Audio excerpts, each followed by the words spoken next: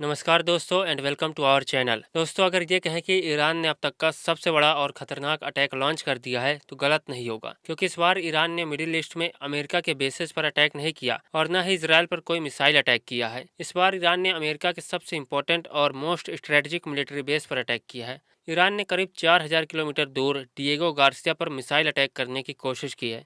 ये कोई छोटी घटना नहीं है, ये एक्चुअली एक बहुत बड़ा जियोपॉलिटिकल सिग्नल है, क्योंकि नॉर्मली जब हम मिडिल ईस्ट टेंशन की बात करते हैं तो वो मोस्टली ईरान, इसराइल और खाड़ी क्षेत्र तक लिमिटेड रहती है, लेकिन यहाँ पर बात सडनली इंडियन ओशियन तक पहुँच गई है और ये इस युद्ध की पूरी तस्वीर बदल सकता है। क्योंकि डिएगो गार्सिया सिर्फ अमेरिकन मिलिट्री बेस नहीं है, उस पर मूल रूप से मॉरिशस का अधिकार है और उसे ब्रिटेन ने लीज पर ले रखा है। और अमेरिका को जब भी उस बेस का इस्तेमाल करना होता है तो अमेरिका ब्रिटेन से परमिशन लेता है। इस तरह से डिएगो गार्सिया पर अटैक तीन तीन देशों की सोवरेनिटी को प्रभावित करता है। अभी तक ईरान जो अटैक करता था वो गल्फ कंट्रीज पर करता था, जिनमें कोई स्ट्रेटेजिक मिलिट्री एग्रीमेंट नहीं था, लेकिन ब्रिटेन एक नाटो कंट्री है। ब्रिटेन की जमीन पर अटैक होने का मतलब है पूरी नाटो कंट्रीज पर अटैक, और अगर इस युद्ध में सभी नाटो कंट्रीज शामिल होती हैं तो या तो ये वॉर तीसरे विश्व युद्ध की ओर जाएगी, जहां चीन, रूस सब शामिल होंगे, या फिर ईरान का हाल भी अफगानिस्तान जैसा होगा। अब इसमें यूके का एंगल इंपॉर्टेंट इसलिए हो जाता है क्योंकि ईरान ने अब तक किसी भी यूरोपियन कंट्री पर अटैक नहीं किया था, लेकिन ईरान ने साफ साफ ये भी कहा था कि अगर ब्रिटेन अमेरिका को अपने बेसेस यूज करने देता है देन उसे डायरेक्ट वार पार्टिसिपेंट माना जाएगा, और ये कोई एम्प्टी थ्रेट नहीं था। जैसे ही ब्रिटेन ने आरएफ फेयरफोर्ड और डिएगो गार्सिया जैसे मिलिट्री बेसेस अमेरिका को यूज करने की परमिशन दिए हैं, वैसे ईरान ने यहाँ पर अटैक कर दिया। अमेरिका के B-2 बॉम्बर्स यहीं से उड़ान भर रहे थे, जो सीधे ईरान पर जाकर अटैक कर रहे थे। मतलब यूके अब इस युद्ध में इन्वॉल्व हो चुका है। इसलिए अब ईरान क्या कर रहा है, वो इस इन्वॉल्वमेंट को ओपनली चैलेंज कर रहा है और उसने यूके के बेसिस पर अटैक करना शुरू कर दिया है।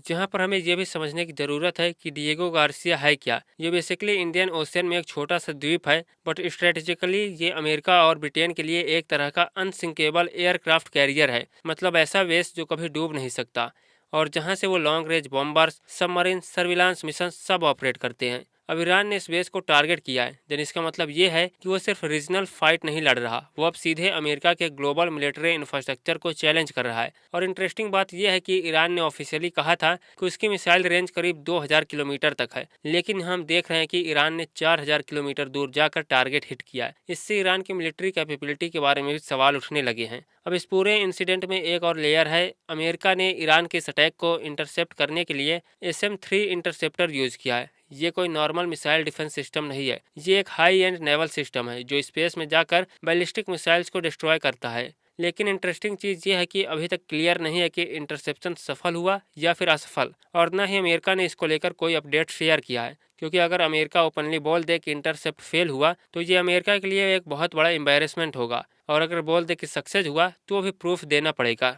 यहाँ पर हमें यह भी समझने की ज़रूरत है कि ईरान ने इतनी दूर टारगेट क्यों चुना, क्योंकि लॉजिकली वो मिडिल ईस्ट में ही जवाब दे सकता था, लेकिन यहाँ उसने एक सिंबॉलिक टारगेट चुना है। डिएगो गार्सिया जो यूएस पावर प्रोजेक्शन का सिंबल है और यूके की भूमि है, यहाँ अटैक करके ईरान ने ये साफ कर दिया कि कोई भी देश जो इस युद्ध में अमेरिका का साथ देगा, ईरान यह मान लेगा कि वह भी ईरान के खिलाफ इस युद्ध में शामिल हो चुका है और ईरान उसकी ज़मीन पर अटैक करने से पीछे नहीं हटेगा।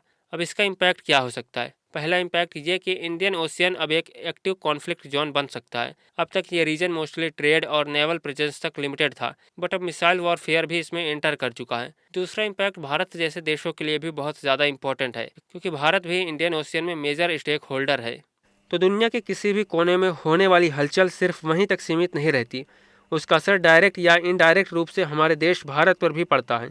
बदलती ग्लोबल पॉलिटिक्स, नई अलायंस, ट्रेड वॉर, कॉन्फ्लिक्ट्स, हर एक डेवलपमेंट हमारी इकोनॉमी, सिक्योरिटी और फ्यूचर को कहीं ना कहीं प्रभावित करता है। अगर आप चाहते हैं कि वर्ल्ड पॉलिटिक्स से जुड़ा कोई भी ज़रूरी अपडेट आपसे मिस ना हो तो अभी हमारे चैनल को सब्सक्राइब कर